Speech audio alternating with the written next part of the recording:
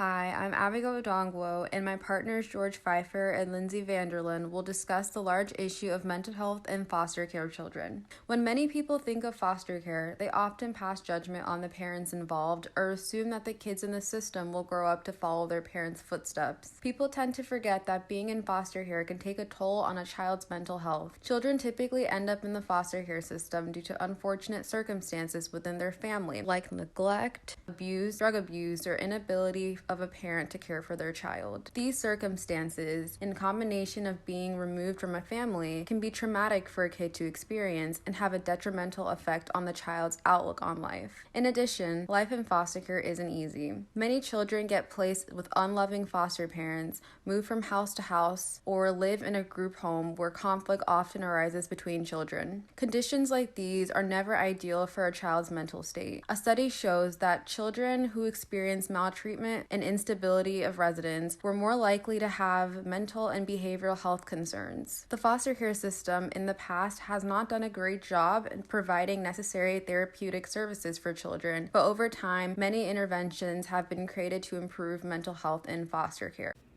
Mental health and mental illness are broad terms that are often thrown around very loosely. The common mental illnesses that children in the foster care system are diagnosed with are ADD and ADHD, PTSD, anxiety disorders, and mood disorders.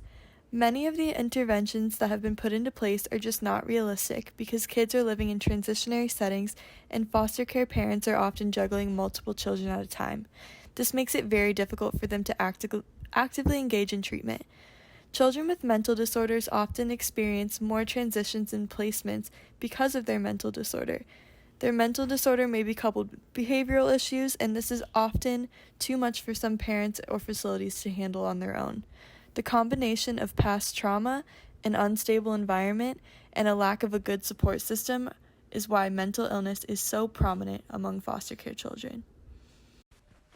With this pressing issue of mental health in foster care children, there are two things that are imperative to supporting these children and setting them up for a better and more healthy future.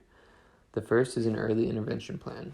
Studies show that with early intervention, along with early screening and assessments, mental health problems can be addressed quickly, and the mental health status of foster care children is much better off in the future. Another aspect of early intervention is the collaboration between child welfare and public agencies. More collaboration leads to more children receiving mental health services. Additionally, the AAP offers guidelines as a tool for communities to help assess and monitor mental health in children. Another thing that is vital to supporting good mental health in children is educating foster parents. Within this education, foster parents learn the importance of providing a therapeutic living area. They learn to shift from a maintenance mindset to a care mindset, and they also learn to understand the need to address mental health issues with health services.